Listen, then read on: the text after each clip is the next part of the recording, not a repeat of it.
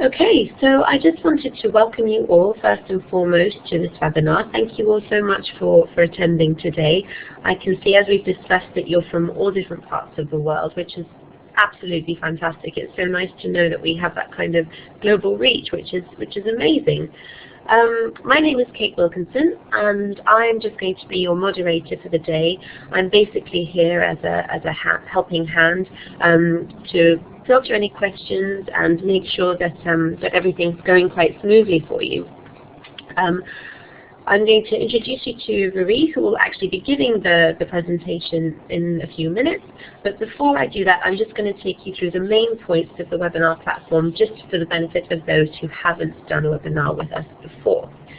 So I assume that everybody can see and hear me okay, because we've been chatting about that up until now.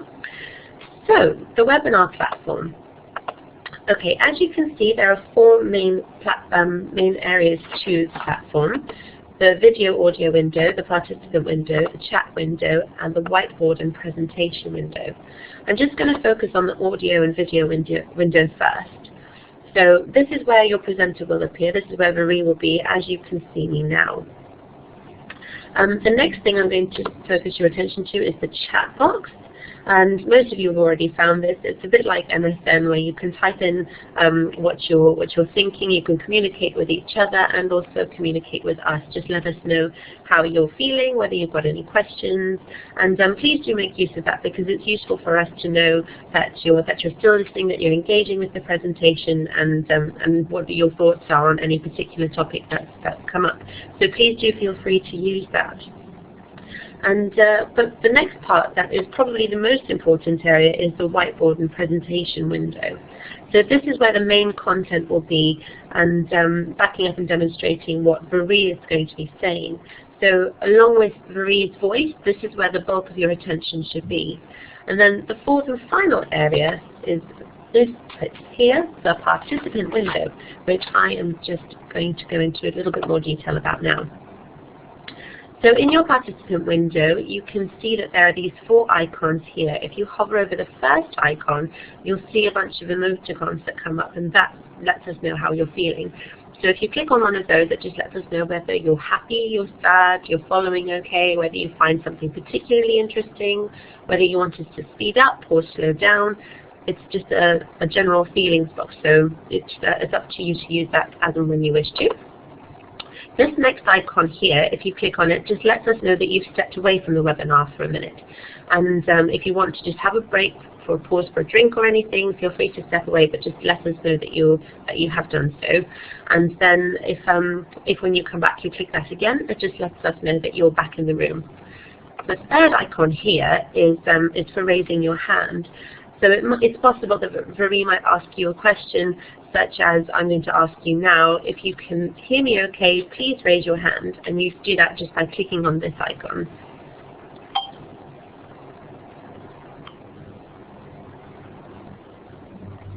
Perfect.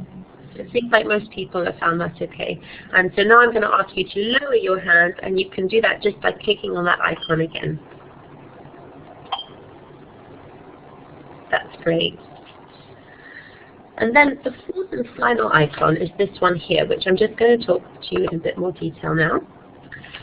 So this one might appear as a tick or a cross, or it could have a drop-down menu for A, B, C, A, B, C, D, E, so multiple choice options.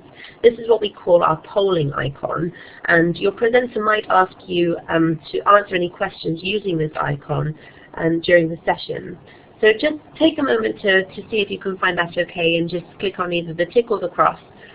It's quite good, because most people tend to click on the tick, which kind of makes me feel like they're in a more positive mood. But if you'd just like to click on this icon and just show me that you can find the tick and cross okay, that would be great. But like I say, if ever you get a multiple choice question where it's A, B, C, D, or E, it'll come up like this bit here, and you can respond to let us know what you think the answer would be. Brilliant. So, just a couple of points about the chat box. You can increase the size of the chat box by dragging it into the middle of the screen. If you click and pull on this bit here, you can put it into the middle of the screen, and then you can minimize or maximize it using the corners of the windows as you do on any window. You can also increase the font size by clicking on this little drop-down menu here, and then clicking on Increase Font Size. But one thing that we do ask is that if the chat box moves quite quickly, it's quite easy to get a bit distracted by it. So if you're finding that it's very distracting and you want to just sort of forget about the chat box for a minute, you can click on this bit here, and it'll minimize the chat box for you so that it disappears from the screen.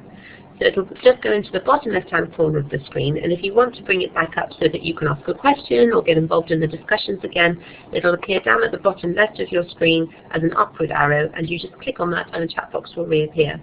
It does move quickly, so try not to be too distracted by it, but that's just a little bit more about how the chat box works. Okay, if anybody is joining us on a mobile device, so a mobile phone or iPad, tablet, or such the like, this is what your screen will appear like.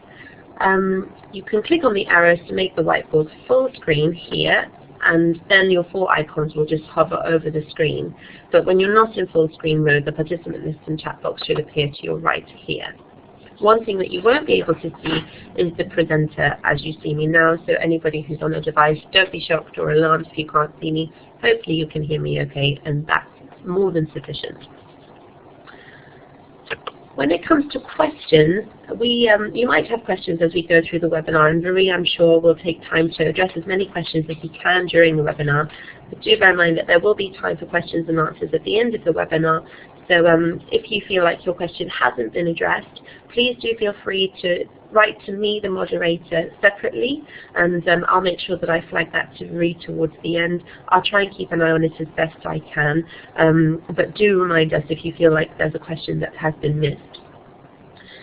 We'll do our best to deal with as many questions as possible, but we might not have time to deal with them all.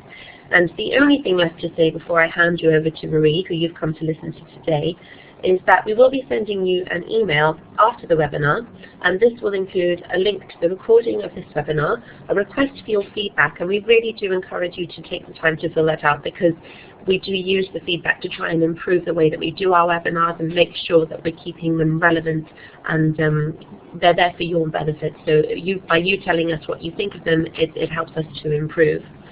There will also be a summary handout with the email and a certificate of attendance. So, if anybody has any questions for me at this stage, please do let me know. Otherwise, I'm going to turn off my microphone and hand you over to Marie, who you've come to listen to today. Okay, Marie, over to you. Okay, let's see if I can set this up okay. Yeah, okay, hello everyone, and welcome to today's webinar. Let me move that slide over to the next one. We're going to be doing today teaching critical thinking skills in kindergarten. So first of all, my name, let me see if that's there. No, it's not. Okay. So my name is Verissimo, or Veri, and I'll be talking about critical thinking skills in kindergarten, specifically for kindergarten children, kindergarten students, if you will, up to about 6 years old, more or less, before they start formal schooling and before they start learning how to read and write. Now, I think I remember some of the names that I see on the list. This is not the first webinar that I have done. I'm curious, is this anyone's first webinar? Can anyone tell me, is this your first webinar? And as you answer that question, the sound is not really clear. Let me see again. Let me see if I can turn up. Okay, I turned down my volume before. Let me see if I turn up the volume, if that works. Is that a little bit better? 152. Oh, absolutely not. Okay, so 3 times before. Oh, Jonathan, I thought I remembered your name. So, okay, so 152, Lorena, that's a lot of webinars. Okay, and not only that, you're counting. That's a lot of feedback. In any case, today we'll be talking about critical thinking skills, and this is related to, as you can see from the slide, this is related to the course book, Show and Tell. So we're going to be focusing on kindergarten children.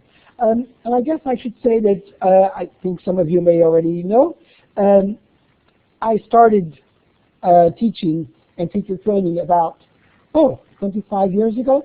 I think I've been teaching, let me see, about 30 years. Oh, wait a minute, 2015, 30 years this year. And teacher training for about 25 years. I taught children from about 3 years old, 2.5, 3 years old, about 20 in the classroom, and did that for a couple of years. And I've taught all the way to adult students at university level. Today, can you add subtitles? Virginia, I'm afraid not. This is not the first time that someone has asked that question, but I don't think there is a way to add subtitles to this. So let me see. I'll try to speak as clearly as I can. It might be the microphone also. Okay. And just to say that today we're focusing on critical thinking skills in kindergarten. And I have to admit that the first time I ever thought of critical thinking skills in kindergarten, I was kind of surprised. That was my first impression. But it makes sense because critical thinking skills come up at every age that children learn. There are critical thinking skills, as some friends have told me, at 6 months, at 12 months, at 18 months. It is whatever the child is learning at that time and needs to be involved in that learning. So here, critical thinking skills in kindergarten make sense. So we always have to think that critical thinking skills matches the age of the children, the age of the students in this case, because we are in a school context. Okay? So we're going to talk about what is critical thinking, and especially what is critical thinking as it applies to our classroom. Very important. So not just a general idea of what they are, but what it means to you as a teacher. We're going to talk about developing critical thinking in the class. As I like to say, in ESL we get a lot of trends. We get a lot of fashions coming in. In critical thinking, I would like to say that this is an adjustment, a focus, an emphasis in the classroom. It is not a revolution. We don't need to change our approach completely. We may need to change the focus.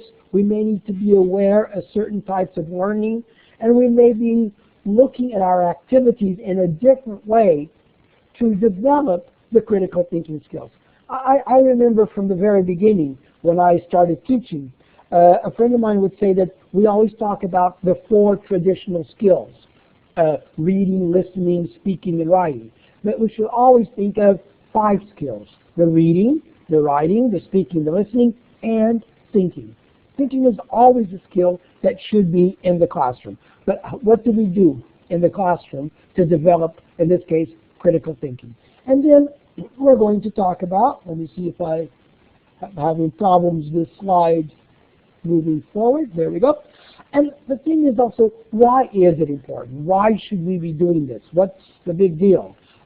We get a lot of, as teachers, we get a lot of trends and fashions and suggestions coming at us every year with articles and whatever and studies. But why is critical thinking important? Why has it come up, especially now in the 21st century? And we'll talk about that. And as Kate said, please, I will, every once in a while, you'll see me looking down. I'm looking at the chat box. We have about 50 people in the room. Please interrupt with any questions as we try to make critical thinking skills applicable in your classroom with your students in your situation. It is always easy for me. I'm here in Oxford. I work as a teacher trainer for Oxford University Press, and sometimes it's too easy as an international trainer to have a worldwide one-answer-fits-all type situation, and that's not the case. We need to apply critical thinking skills to what we are doing in the classroom now, and then develop from there. It is not, I don't like standing on a pedestal, looking down, and telling people what to do. So please ask questions, and in the spirit of critical thinking skills, and you don't have to put this in the chat box, but in the spirit of critical thinking, I would like you to write 2 questions that you would like me to answer in this webinar. So during the next 45 minutes, I will be talking about critical thinking skills in kindergarten. And what I would like you to do is, just for yourself, as you are going to spend the next 45 minutes on critical thinking skills, what do you want to know? What are you curious about? What would you like me to answer? And so you can see, based on your 2 questions, if I answer, don't answer, or come around the topics. If I don't, I will give you an opportunity at the end to ask those questions. Okay? But the reason I put this here, and I'm starting to put this in all of my sessions, is because part of critical thinking is being actively involved in your learning. So the first thing we want in critical thinking is to communicate to our students, to communicate. Let me see, Elena, what is your definition of critical thinking skills? I will. What age do you employ critical thinking skills? Okay, so let's start with the age. Critical thinking comes at every age. The skills change to the age of the students, but what you're thinking is that you're always challenging the students to think, to be actively involved in their learning. So the reason I ask people now, what kind of questions do they have, and I'm getting how to teach critical thinking skills to passive kindergarten students, very interesting word, Devin. Passive, I hope I'm pronouncing that correctly. I asked you to write 2 questions because I want your involvement. What do you want out of the webinar? In the sense of critical thinking, as our students, as those children come into the classroom, we want to know, what do they want from the classroom? Why are they learning English? Are they interested in the topic we are about to present? How are they interested in the topic? If we are presenting the home, if we are presenting pets, if we are presenting the family, whatever it is, how does it apply to them? What do they want to know? So asking you to write 2 questions about this webinar is the same as asking our children and thinking about, what do you want to know? A very simple trick, if you will, a very simple thing I do is, when a course suggests that I'm doing something about the home, for example, or colors, I might ask them, what colors do they want to know? Okay, and so I'll have 4, 6 colors to teach, and the color they want to know might not be there. And it's good to know that they want that. Or family, I may not include grandfather or cousin. So the idea of writing 2 questions in the webinar, or the idea in the classroom, is critical thinking asks your students to be involved and apply their learning from the very beginning. We do not want passive students. Okay? Their participation is an integral part of our classroom. Now, what does that mean? Well, here's an activity. I've put up some pictures. I went to the book, I went to Show and Tell. I looked at some of the topics in Show and Tell, and I got some pictures for those topics. So, can you, first of all, can you divide these pictures into different topics? So, look at the pictures, think about courses maybe, and divide this into different topics. And as you are dividing them, can you write in the chat box, okay, what topics, okay, what subjects are we talking about related to these pictures? Okay, emotions, pets, very good, more. Friends, okay, good, friends. I like that. Kids and pets, okay. Feelings, brother, sister, okay. Animals and people, that's fine, great. Anything else before childhood? Hobbies maybe, because we see the gardening, the environment, measurements maybe, great. Okay, great, fantastic. Anything else? Okay, so this is an easy activity, colors, good. This is an interesting activity that we can see of how critical thinking can work in the classroom. I went to the course. I took the topics of 3 different units. I asked you to separate it into topics. You separated it into 2. In my class, I would do the same thing. Allow the students to participate first. What do they see here? The world around us, okay? Now, one interesting thing when I did this before is that someone said it was about singular and plural. So I had never noticed that most of or some of them have two children, or 3, 2 puppies, 2 cats, 3 bunnies, and singular.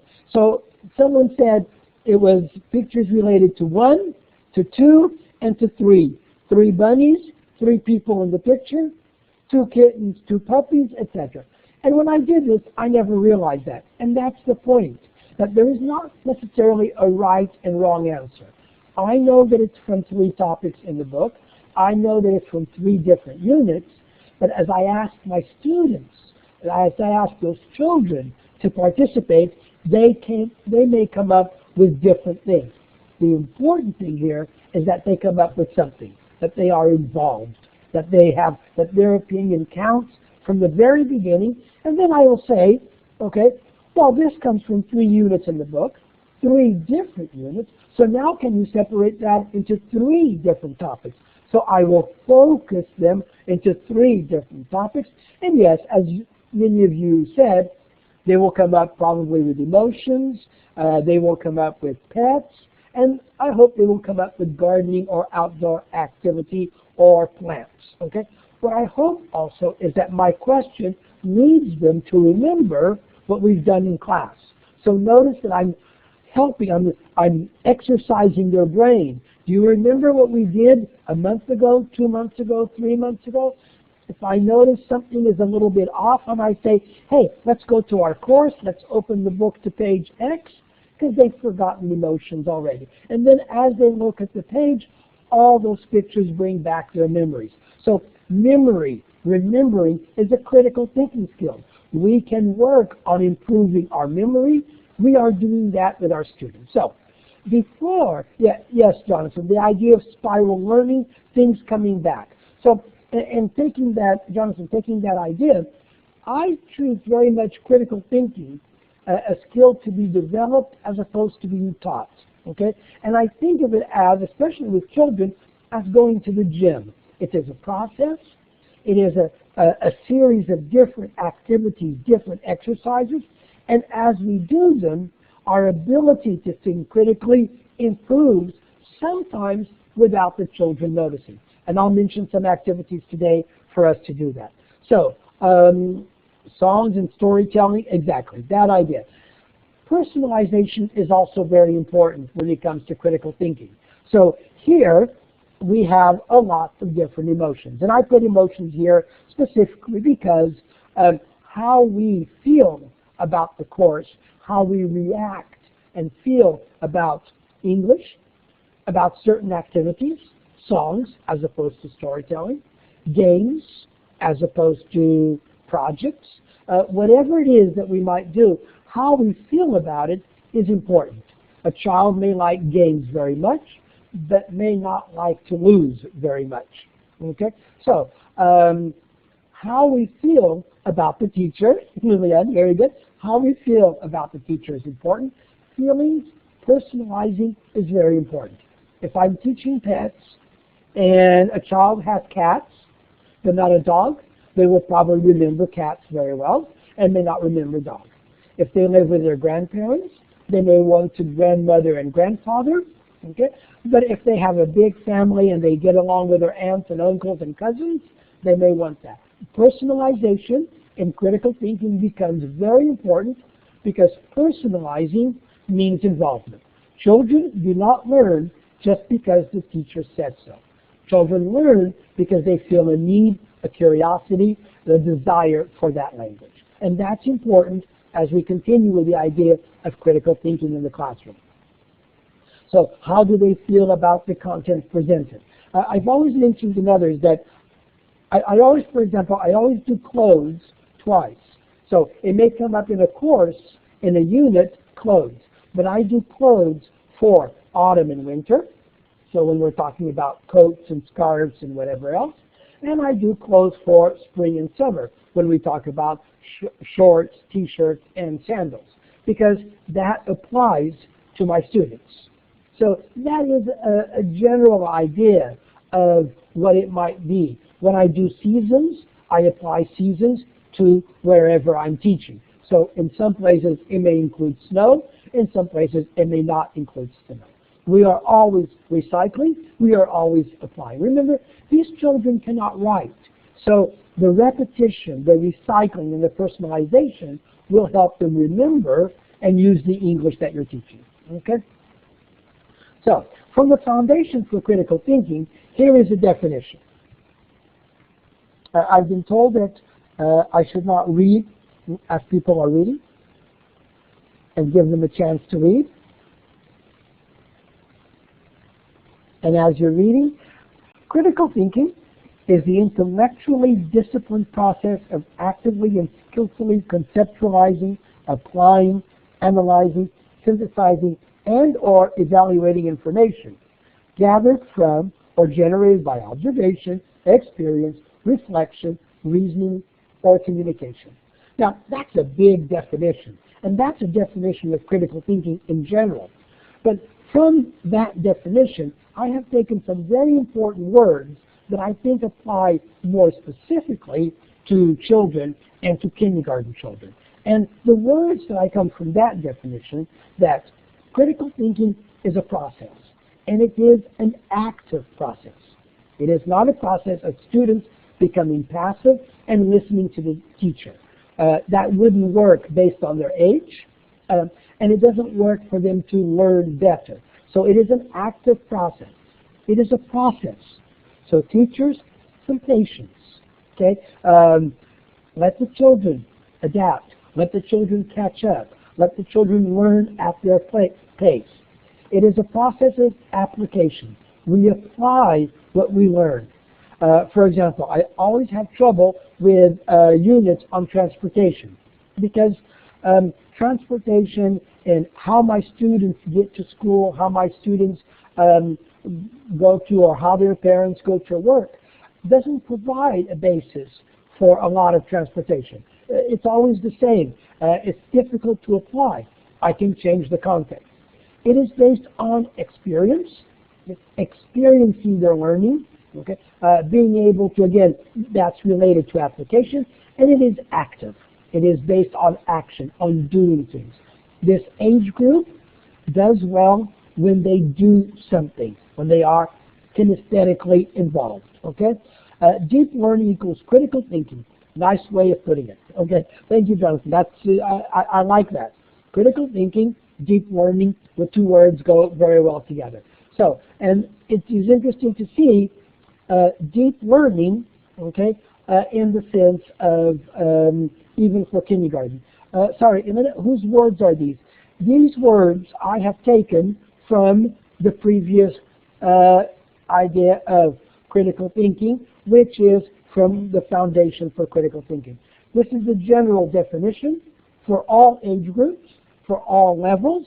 I have taken this definition and focused on these words from that definition, which I will now go on to process here in the webinar.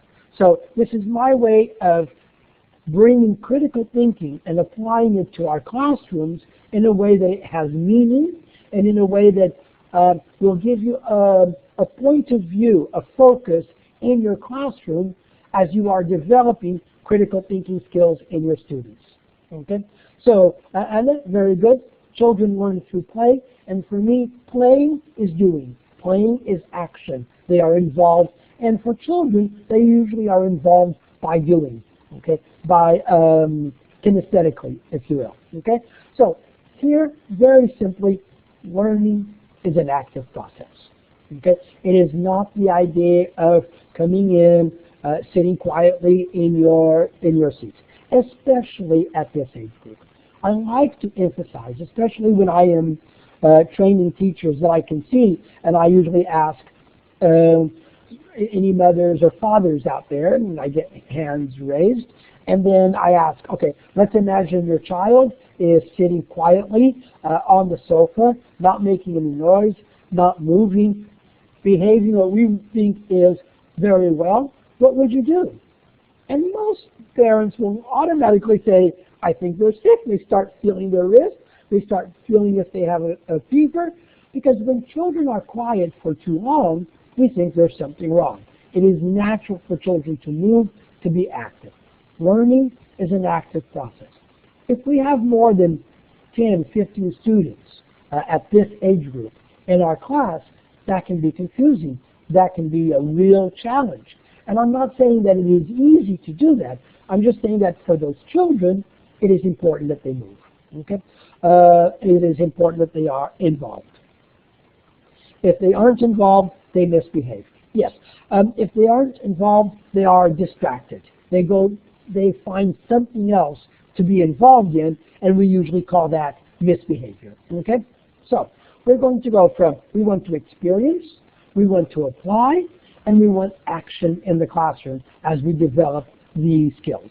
Okay? So what does that mean? We are learning the words.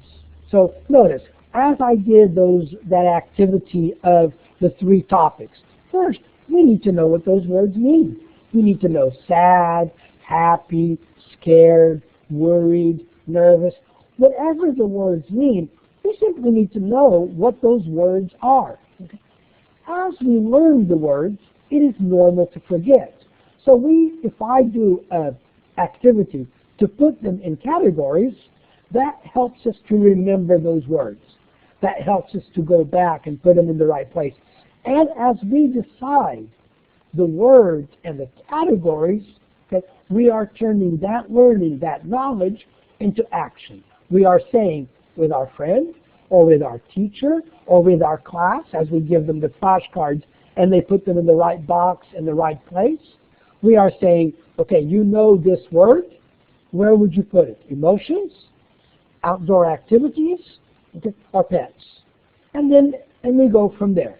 So we're going from just learning the basics, just memorizing, if you will, learning, knowing the word, sad, happy, discussing the categories, what categories might be there, and then deciding those words into that category. So there is a process that is active that as we get to the end, our knowledge of the words has helped us do the last action. How to teach them something interesting. And I really like that comment of something interesting. And I think sometimes teachers feel a lot of pressure to make our classes interesting through interesting activities, interesting topics. And I completely agree with that. But can I also say that learning itself is interesting. So for children at this age, learning itself, being able to work a differentiation around a strange word, or to be able to learn a word or a song and repeat it at home, the learning itself becomes interesting for students if we apply the idea that they are involved. So I would like to take the pressure off teachers a little bit of looking for extra materials, extra topics, extra activities, another song, etc. Because learning itself, the relationship between the teacher, the children, and the activity, okay, we'll usually find them interesting also. And they'll find that process itself very interesting. Okay? So it is important in that sense. Let me show what some of the critical thinking skills through a story. I'm going to use 3 billy goats. Before I continue on to the story, can I ask if there are any questions so far about what I have talked about, some of the questions that you had at the beginning, some of the questions that you might have written down that I have not answered? Are there any questions? Let me see. Kids are usually fascinated by the fact that they are learning. They are usually involved. Yes. The learning itself is something really, it's an activity that they do naturally. They are learning everything. They are learning all the time. learning in class is something they do naturally. They do it naturally if we make it active, if we assume that it's a process. We don't pressure them, we don't stress them, they have to learn 6 colors. Whatever they are learning, fantastic, and we move on. And we are always, and I think that this is very important, we're always challenging them a little bit. And I'll show you what I mean with that with the activities I'll suggest. Stories attract kids. Thank you, Natalie. Okay, Neil. I believe every interest will depend on the way we present. Very, very good, Nellie. I agree with that very much. The teacher, very important as motivator in the class. Okay, so let me use a story, The Three Billy Goats, which is one of my favorite stories. And it is especially a story I like for critical thinking. And the reason is I can set up the story as a way to solve a problem. Like, what would you do if you were in this situation? Stories usually begin with a setting that there is a little bit of problem, of obstacle. We call it in general the plot, something that we have to overcome. And The Three Billy Goats is natural in that sense. So here we have our problem. We're using visuals. We're involving our students. Remember, we are matching the language and the activity to their age. So emotions we've talked about. They're they know emotions. Look at this image. We look at the image and we say, how many? We say 3, 1, 2, 3. We're talking maybe about colors, blue, brown, orange, something like that. We talk about big, small, anything that makes them familiar. And then we go with, are they happy? Okay. And we might even say, oh, they're hungry. There's no grass. Okay. Now, they don't know grass yet. Okay. They might know. You could pre-teach it. But at this point, they don't know grass. But there's a problem. They are not happy. There's a problem with these 3 billy goats. And as we continue, you see where the billy goats are. No green, no grass. But on the other side, grass. But there's a river. You see the river? Notice the language matches the age and level of the student. You can basically say simple sentences. There is no grass here. There is grass here. Can you see the grass? The grass is green. You can mine grass, etc. So we're working here. So what's the solution? How do we get to the other side? And then we offer a possible solution. Oh, that's easy. Billy goats on one side, grass on the other, and we present an obstacle, a troll, a monster. Okay? So notice that we are involving the student as we tell the story. We are involving the student with language at their level, with the story at their level. For example, if you were doing this for 3, 4-year-olds at the beginning of learning English, excuse me, at the beginning of learning English, you would do it one way. 5, 6 years old with some experience of English, you would do it another way. 6, 7 years old, you could add more. The problem, the solution, the obstacle match the level of your students in the classroom. But the idea of having them involved in the problem of the 3 billy goats remains the same. Then we have, as we tell the story, we have here the possible solution, the obstacle here. What is going to happen? Now, we have set up the story, and it's important here that stories are something that is familiar to students. The idea of beginning, middle, end, the idea of an obstacle, the idea of something to overcome is something that students and children at this age are very used to. So the context and the pictures add to the language. Where can we get a copy of this story? Jonathan, that's a very good question. The story, I would think the best way, the story I'm using is from Oxford University Press. It's part of their Classic Tales series.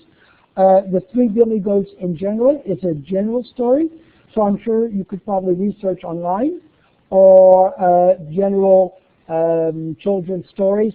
I'm sure it will come up. This one is made for English language learners' children, and so might be the pictures, the illustrations adapt well to that. Okay?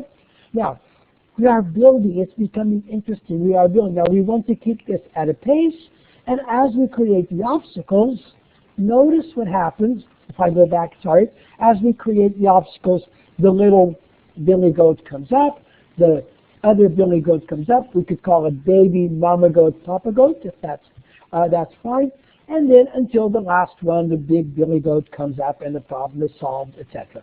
So notice that as we are setting up the story, the key here is students actively involved. They are experiencing that story. Okay?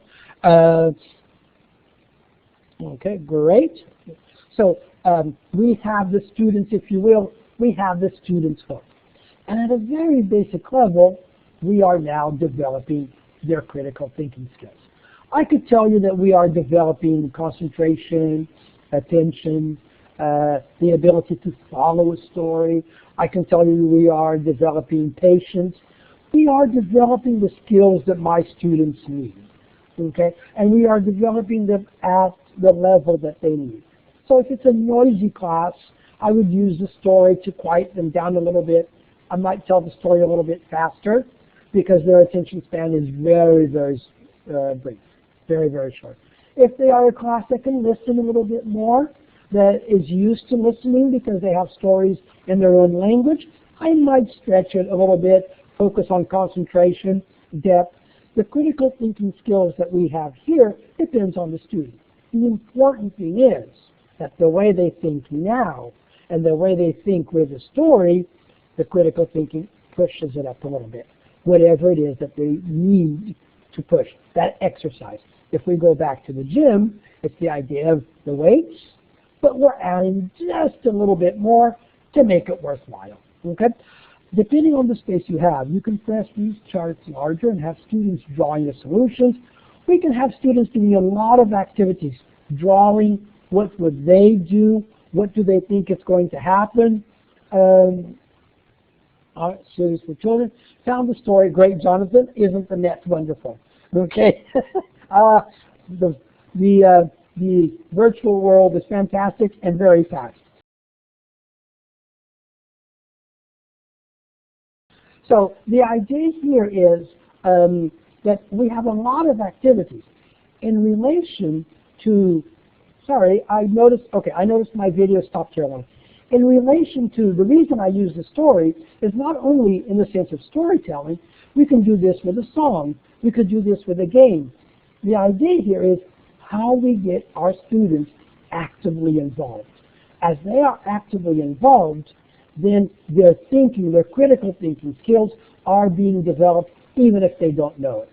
Just like we can go to the gym, do the exercises, even if we don't know anatomy. By doing the activity, we are stretching them. That's what we as teachers need to focus on in the classroom, that we do our activities, but we are stretching certain thinking skills on the part of our students to make them, pay attention more, think more deeply about the story, apply language to the story, imagine, be creative.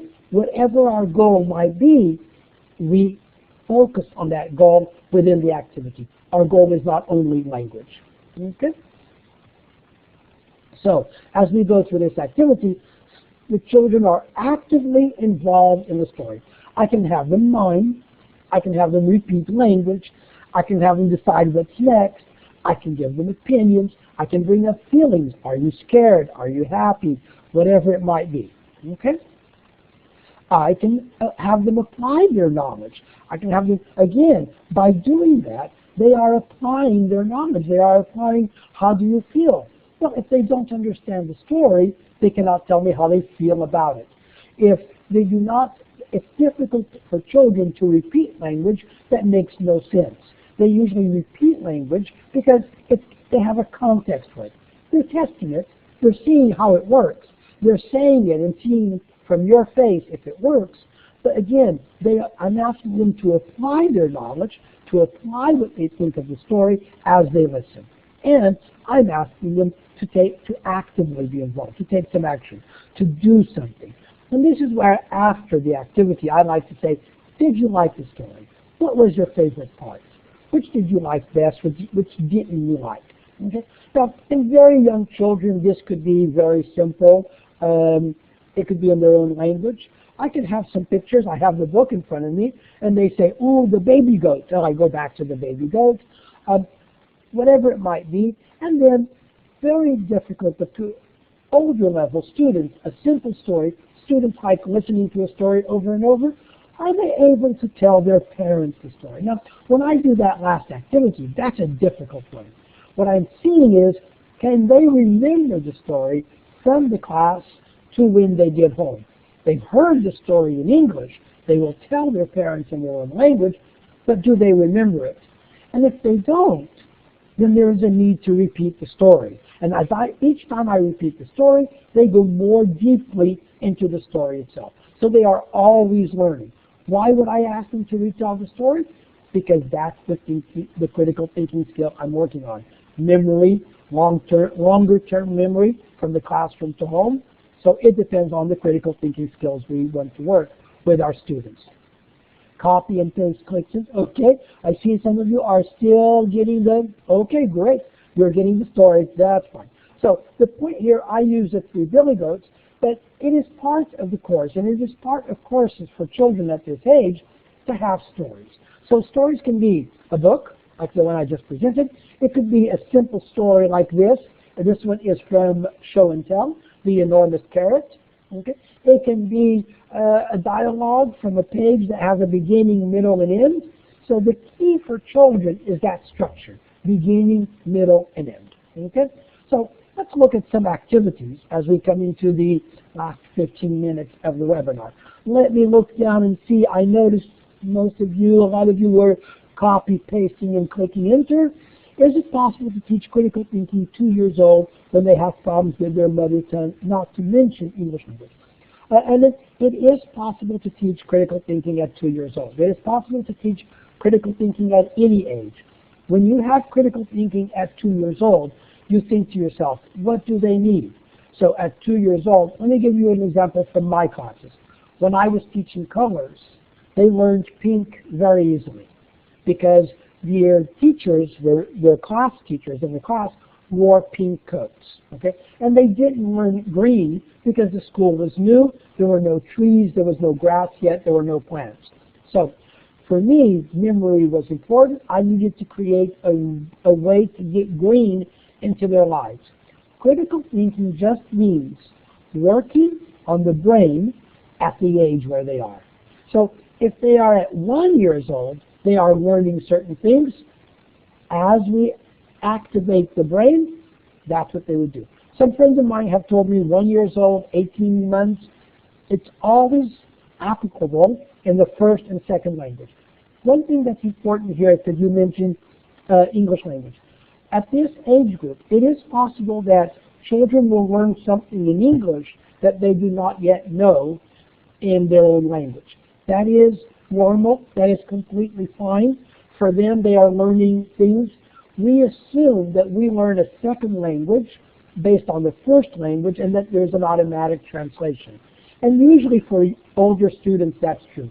At this age, in my classes, for example, it's very possible they learn some colors before they learn the colors in their own language.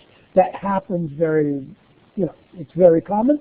I explain this to parents so that they don't think, oh no, they won't learn, it's interfering. Children are always learning. If you set up a context for them, they will learn some words from that story that they have not yet learned in their native language. It is fine, no problems.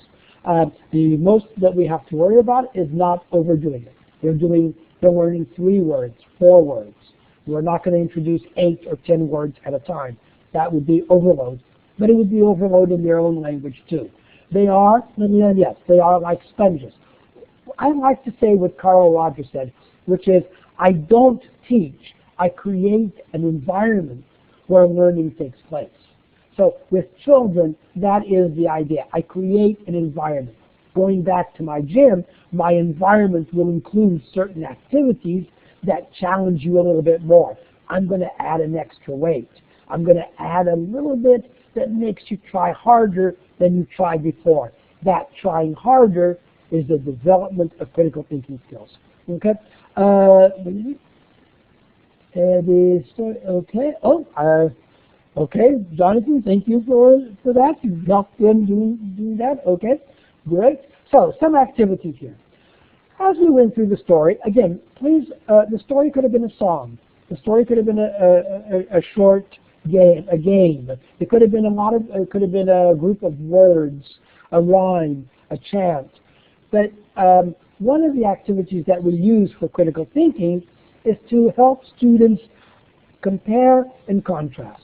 So a very simple idea is, for example, if we have the story of the country mouse and the city mouse, we can do things that are specific to the city, like tall buildings, things that are specific to the country, like open fields, but things that are in both, like trees. Okay? So a Venn diagram, by its nature, okay, is a critical thinking skill because it asks our students to compare and contrast. So a Venn diagram might be something that we would use for 6, 7-year-olds. We might ask students at 4 years old to put them into categories like the first activity that I showed you. Okay? Now, another activity for them is, what is the difference? Okay? So what's different about these two pictures? So I took these pictures, again, from our story. There are find the differences type activities. And I always like to point out here something that's very important. And as some of you have been in my webinars, you may have heard this before. But an interesting experience in my class was, in a class of 5 years old, I was using a course, and there was a chest of toys.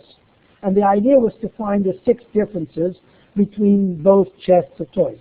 Now, I had 2 classes of 5 years old, both going at the same pace, etc. One class did the activity with no problem. They found what I asked for, which was 6 differences. They assumed it was the same chest of toys with 6 differences. The other class, however, could not do it. The idea that it was the same picture with 6 differences, they could not do. What they basically saw was 2 different chests. One had some toys, the other one had other toys. I could not get the idea of what's different. So it is interesting to reinforce that idea here, that was a critical thinking skill for them in my English class and in their classes also, in this case, in their Portuguese classes. I shared that with their teacher, and then we both brought back spot the difference type activities to develop that critical thinking in English and in their own language. So it's a very good example of a critical thinking skill, regardless of the language, based on the age group that class needed. And it was also interesting because I had 2 classes of both 5 years old. One, for some reason, was able to do it. The other one was not. Maybe previous experience, etc. So the idea of spot the difference, what's different, is a part of critical thinking skills at this age, 4 to 5, 5 to 6. Okay? Another important point at this age is, when we usually teach family, we think of the concept of a family tree. But at 3, 4 years old, that kind of chart may not make sense as a family tree. And a family portrait makes more sense to set the context. Again, a critical thinking skill that's looking at a chart and being able to interpret is something that we learn at a certain age. Okay? So, there was a little girl and she had a little crew.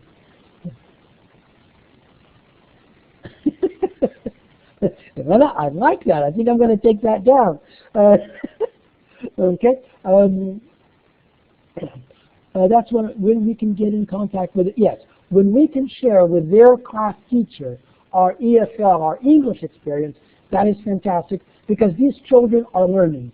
They're learning everything all the time. It just happens to be in English in our classes, but they're learning all the time. So we also, a critical thinking skill is noticing patterns. Students will notice patterns sometimes without even noticing. We can help them notice patterns better. So we can notice patterns, for example, here, blue, yellow, red, red, blue, and I would hope that they would take the yellow card and put there, and another student would bring up a red, red. And then I can make it a little bit more difficult and put blue, yellow, pencils, blue, yellow pencils, etc., and then blue pencil, scissors, blue, etc., etc. So we are creating patterns. We ask our students to see those patterns. At 3, 4, 5 years old, we make those patterns easy because that's where they are, critically thinking. And as their brain and their activity in the brain begins to feel, okay, blue, yellow, red, red, that's become too easy, what do? Just like in the gym, we add a little bit more weight and we make it more challenging. We may do something in the middle, blue, blank, pencils, blue, etc. So we add that little bit extra. Patterns are noticing patterns. And can I just say that as we are building patterns here to learn words, noticing patterns will help them later when they notice patterns in learning language, plurals, irregular verb forms, the different tenses for past simple and auxiliary verbs, etc. Language is also a series of patterns, and noticing patterns, they'll use that skill later on. Nellie, you're saying, really? Let me see. Let me go back to the, okay. Any music activities for critical thinking skills? Only students that are good at logical puzzles, they see patterns. I try to use snap games. So Nellie, your really is in relation to the games and or what I was saying. I'll wait. Only students that are good at logical puzzles see patterns. I would think that students who are good at logical puzzles see patterns more easily. But to a certain extent, all students see a pattern to a certain extent, especially at this age. As they grow older, they go on to logic problems or not. They go on to seeing patterns in other ways. But I would say that at this age, to a certain extent, our mind looks for patterns, for similarities, for contrast and comparison, and we help them with that. No, it was about Leon's comment. Okay, yeah. So when we are talking about, for example, a song, I can have students following a song in the same way that I have them involved with the story by having, 1, learning the words of the song, 2, splitting that song into different groups in the class so that there's more responsibility each, okay? Turning down the volume as they sing so that the responsibility for them to keep up, turn up the volume, see if they are in the same place. If they are not, we have to do it again. So again, notice that by turning down the volume, turning up the volume, I am making them responsible for keeping that rhythm. I am involving them. By being personally involved to keep that rhythm, they automatically see when I turn up the volume, are they in the same place? If they are not, it's okay. We will practice with, but notice, they are beginning to get feedback, see how good they are doing, how well they are doing, and then apply to fitting into that song. Okay, so that's just a quick way of saying songs in that sense. So patterns, whether it's songs, whether it's stories, whether it's words, whether it will be later to language structure, that idea of applying patterns is important. Okay, I'm aware of time. We also are working very much on concentration. Okay, now there's different words in this. We can use attention, focus, and concentration. The important thing is that students or children at this will start paying attention, if you will. We start the song, it's new, they're actively involved, they want to be there. If the song is boring, if it's too difficult, if it's too fast, if it's after lunch and they're tired, if it's the end of the day, whatever it might be, their attention starts to go down. That's why I need effort. And in effort, I get more concentration. I get more focus. That effort I develop as a teacher. I help them develop as a teacher. If you think about it, running around the track, to go back to the physical education idea. So if I show you this picture, and then I say, okay, I take out here, and I say, okay, how many children did you see? Where are they? Are there only children? Are there only adults? Are there colors? How many desks are there? How many? Whatever I want to say, depending on the level of the children in my class. I can make the questions. more or less difficult. But notice, I didn't tell you I was going to do that. If I tell my students here, okay, pay attention to the picture, pay attention to the picture, that doesn't necessarily help their focus. Pay attention to what? Pay attention, to the vocabulary, to what? But when I say, how many children were there? How many adults were there? How many children are standing up? How many children are sitting down? And then some they know, some they don't know. I show them the picture again. Are they paying attention to the picture the same way they were when I showed it the first time? No. Because they know my questions, because they know what I'm going to ask, I've now taken their attention and focused it, concentrated it on my questions. Children who are standing up, children who are sitting down. If this is part of a unit on classroom objects, I will ask them, look at the pictures in your book. Okay, can you see these in this picture? And then again, I take out the picture. They look at pens, rubber, whatever they're, pen, pencils, etc. And then they say, oh, pens. And I say, pens where? And then when I show them, they can point. But notice, I'm focusing their concentration. Another critical thinking skill, to be able to help them to pay attention. From wherever their attention span is, and we know that children have short attention spans, to helping them exercise that into being able to pay attention more and more. And another critical thinking skill, to not give up at the first obstacle. Because when I asked the question, did this, it wasn't, that's it. I came back, okay, now let's do it again. Okay? So not to give up at the first obstacle. Okay? And we can do this in different ways. You can put 1, 2, 3, 4. You can ask questions. They ask number 2, they ask number 1, whatever it might be. You take it out. They can guess what's in the picture. You can do 1, 2, 3, 4. You can do letters of the alphabet. You can use words they have trouble with. So instead of saying number 2, they have to say brown, or they have to say 3. That my students avoid 3 because that's difficult to say. Whatever it is, but you can use this. And it is a good activity, Jonathan, for the interactive whiteboard. It's very easy to do. It's easy also to do on a projector, as I just did it here. The problem with the projector is you have to know which numbers you're going to take out. Okay? The key here is notice that slowly we're building their focus, we're building their concentration. So 1 is general concentration, general focus. This one, I can have them focus on certain parts that I want them to focus on and the order that I give them. It is the idea of experiencing their learning, applying their learning, testing it out, and then putting it into some kind of action, not only the language, but the knowledge and the skills that they have acquired. Okay? Let me look down. IWOK, that's it. Yes, no problems. So as we come to the end, I'm looking for questions, and I would just like to finish by saying that projects are a great way to develop critical thinking skills.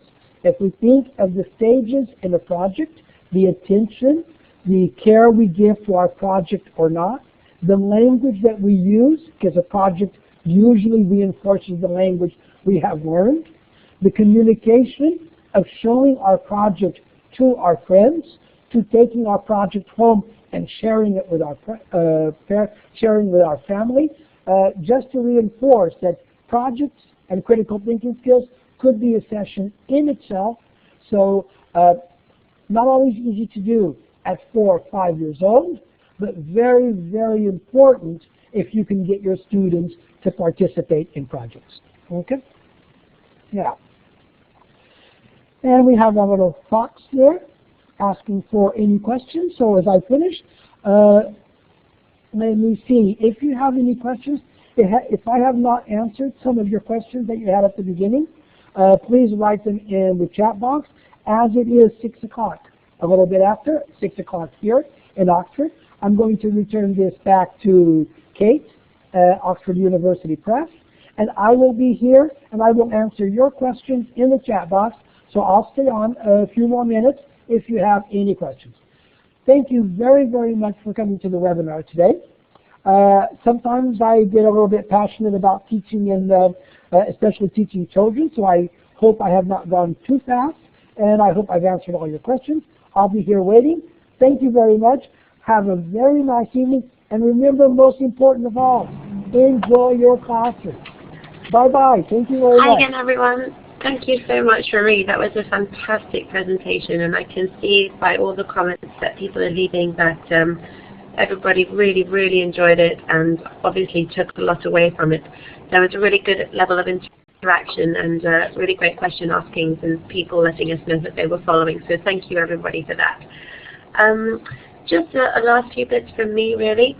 I just wanted to remind you before I close down the webinar room that there are upcoming webinars, and if you go to this address here that's on your page, showing on your whiteboard screen, you can keep informed about any forthcoming webinars with the Oxford University Press. So do keep an eye out there just in case there's something that you find interesting. You can sign up for a few more. So to leave this session today, all you have to do is go up to the Help button at the top of your screen, and then you go down to Leave Session. And once you click on that, it'll ask you if you definitely want to leave the session, and you can say yes. If you've joined us from a mobile device, then you need to go to Menu and then Leave. I'm going to keep the session open for anybody who does have any questions for Marie, but if everybody has taken away all that they can from today, then please do feel free to leave the webinar room now. Just to remind you that we will be sending you a follow-up email with a link to the recording of this webinar and also a request for your feedback. And as I mentioned at the beginning, we really do appreciate it if you take the time to fill out that feedback form, because it just allows us to know where we can improve, whether or not you think that we're sort of going along the right lines, and also feel free to make suggestions about what topics that you want to hear. These webinars are really designed for you, so please do let us know. There'll also be a summary handout and a certificate of attendance. If you have any problems at all, or if you've got any further questions, there is an email address that we can refer you to. I'm just going to type that in for you now. It's this one here.